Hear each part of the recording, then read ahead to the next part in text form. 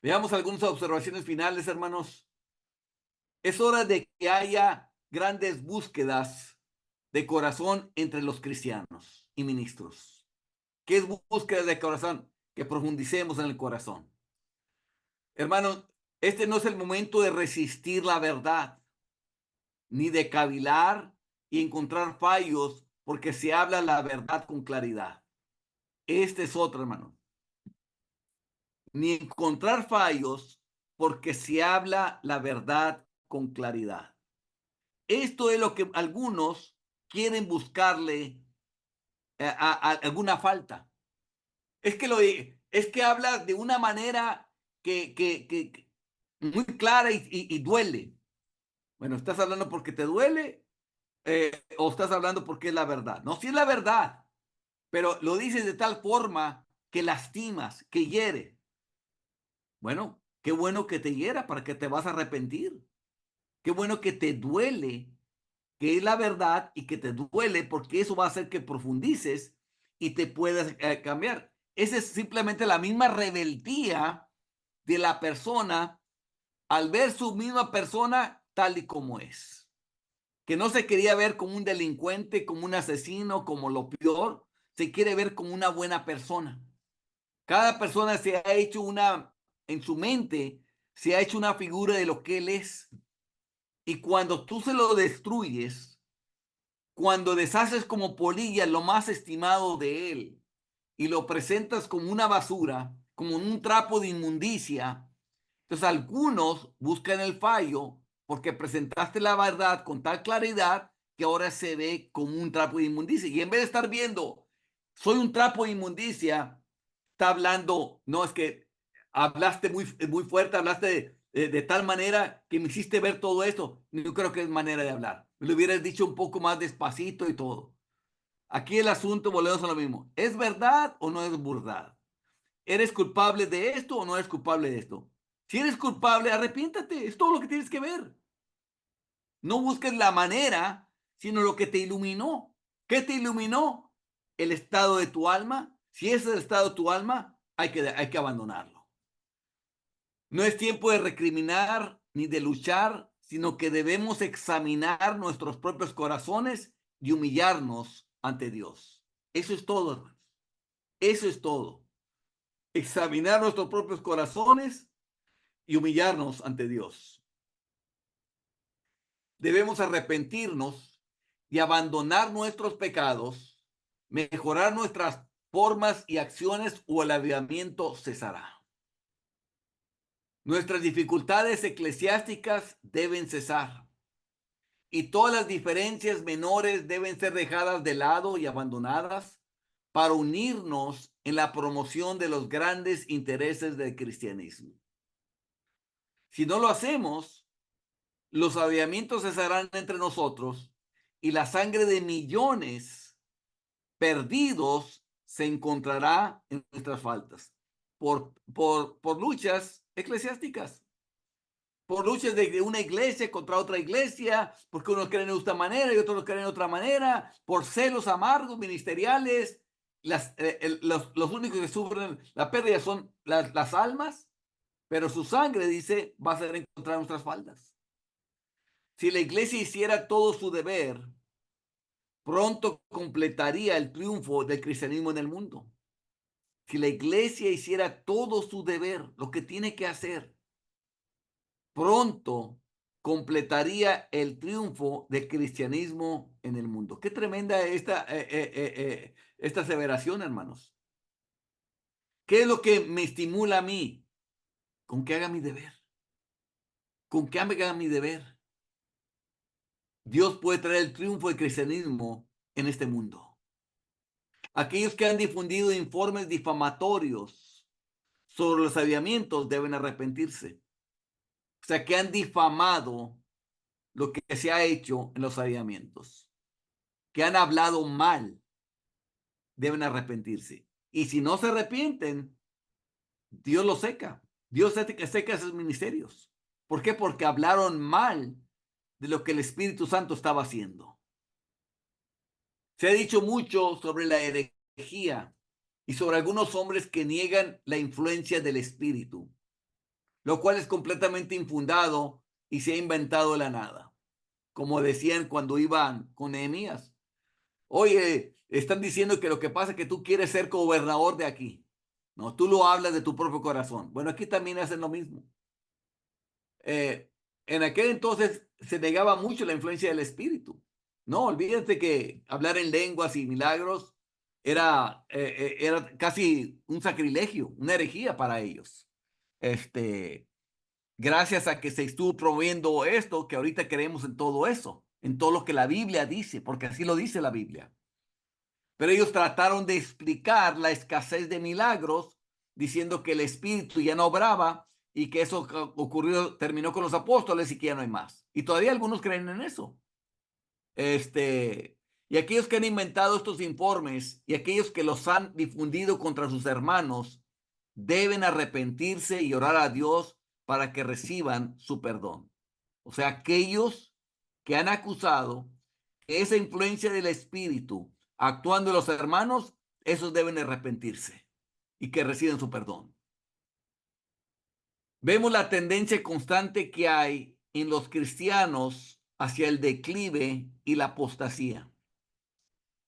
El declive en sus vidas cristianas y la apostasía, que es abandonar lo de Dios.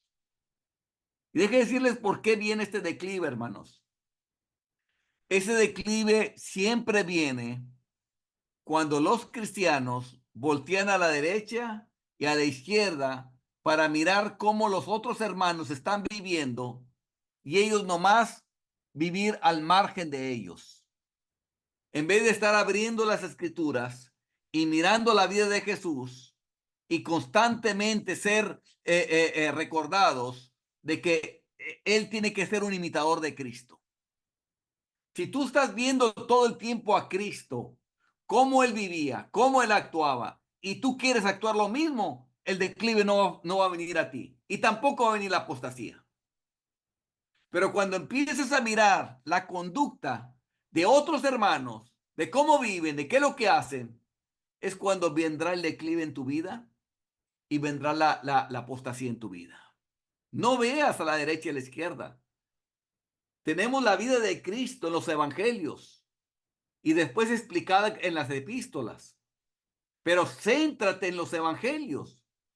Ve la vida de Cristo, ve todo lo que Él habla e imita su fe, imita su conducta, imita su amor, imita su ministerio. Lo tenemos en las escrituras, para eso está ahí.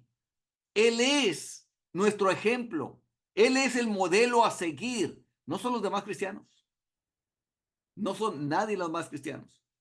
En ninguna parte de la Biblia dice que imites a los cristianos. El único que dijo que lo imitara a él era Pablo. Pero le dice por qué. Sed imitadores de mí, así como yo de Cristo. Porque él era un imitador de Cristo, podía decirle que lo imitáramos a él. Pero en fin era imitar a Cristo, porque él era un imitador de Cristo. Esto es cierto en todos los conversos de todos los avivamientos. O sea, es cierto que en los avivamientos hay mucha gente que se aviva, que viene a Dios, pero después puede empezar un declive y una apostasía.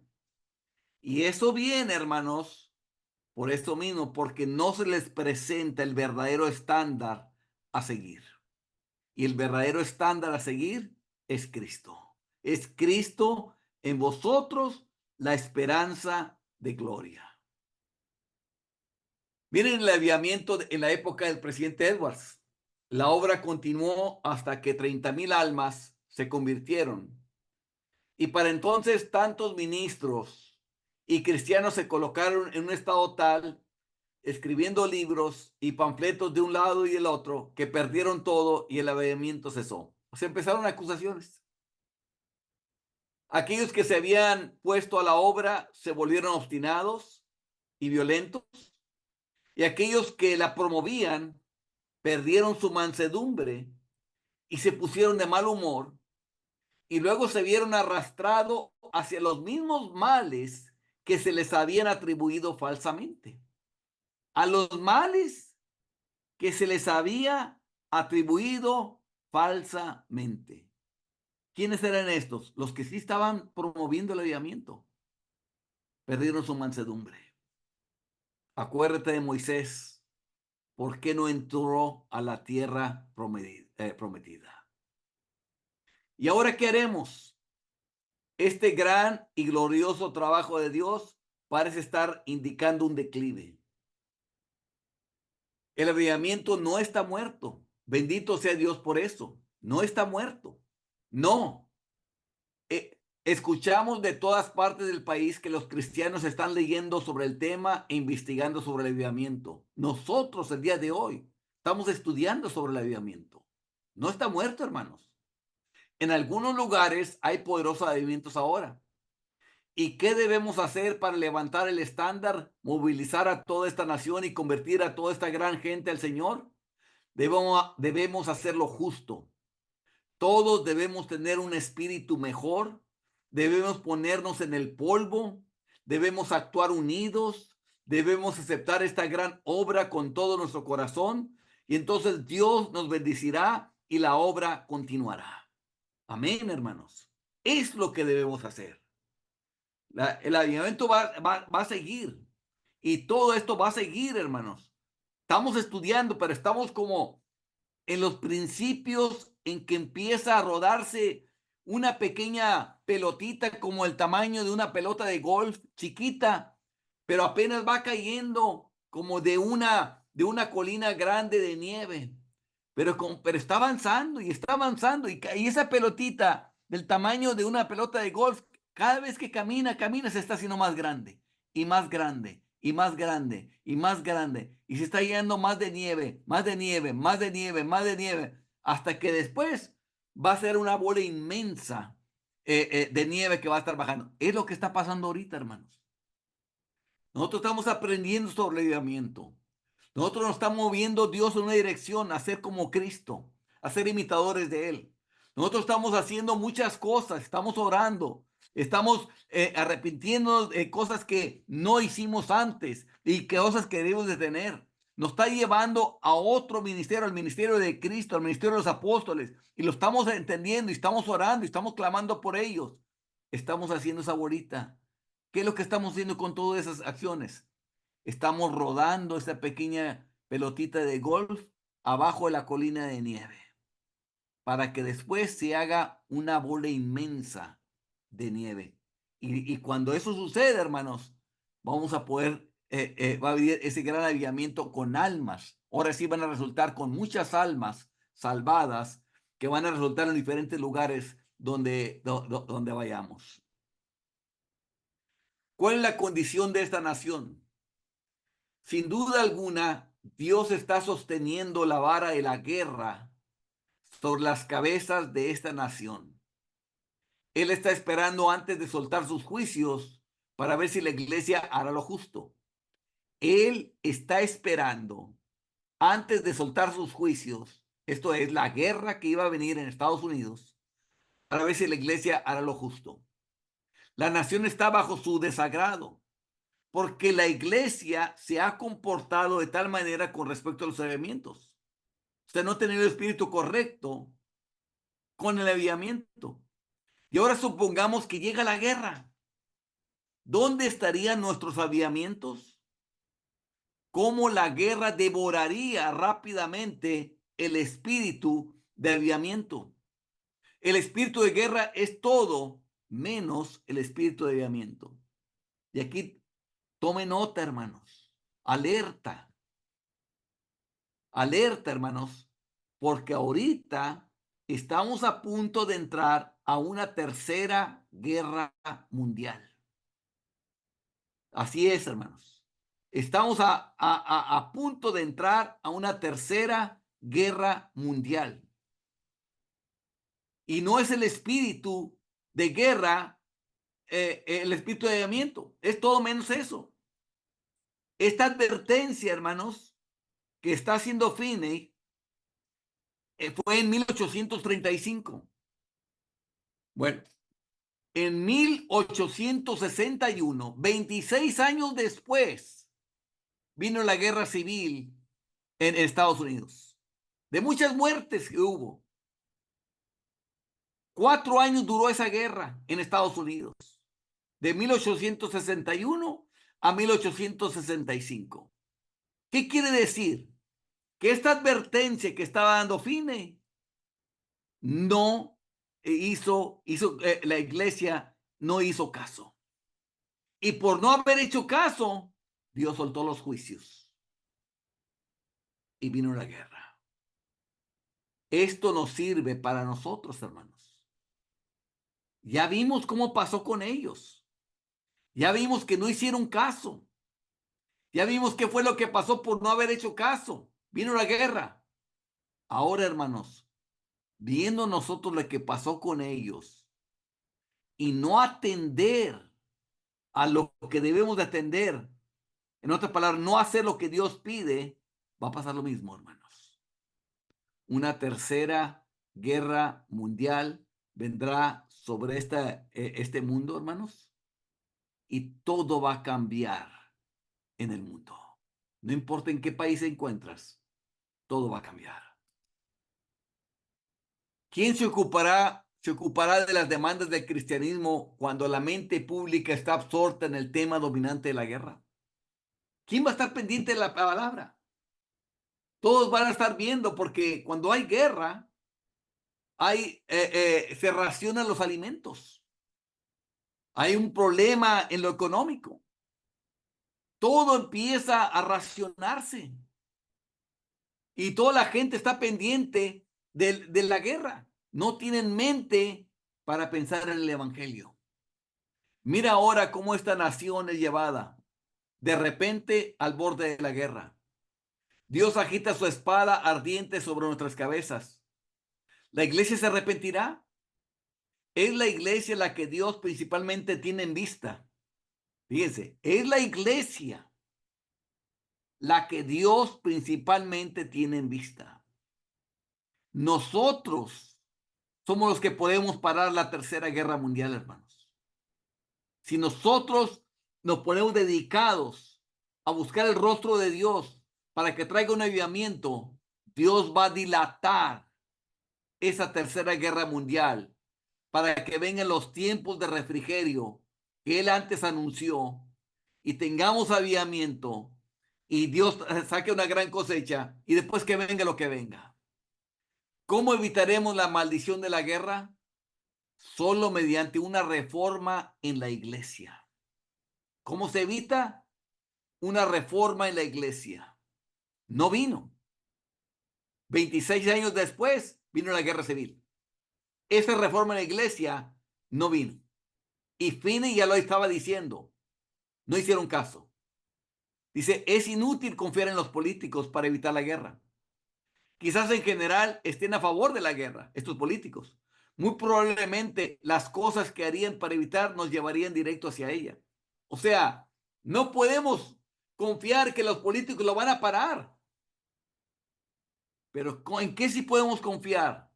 Que hay una reforma en la iglesia. En la iglesia de Jesucristo.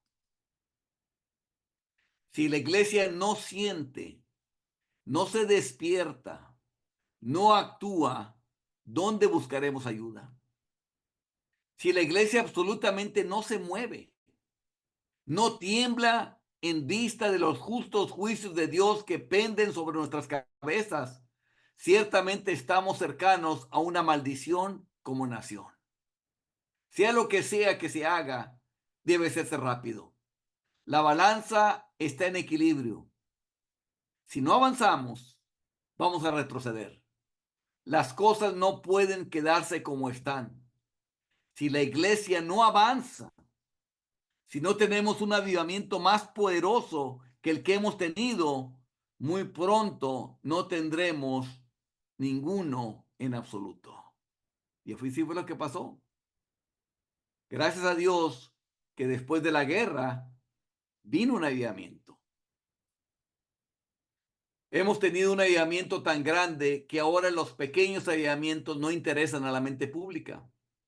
Deben actuar como individuos, hagan su propio deber, tienen una responsabilidad, arrepiéntanse rápidamente, no esperen hasta otro año.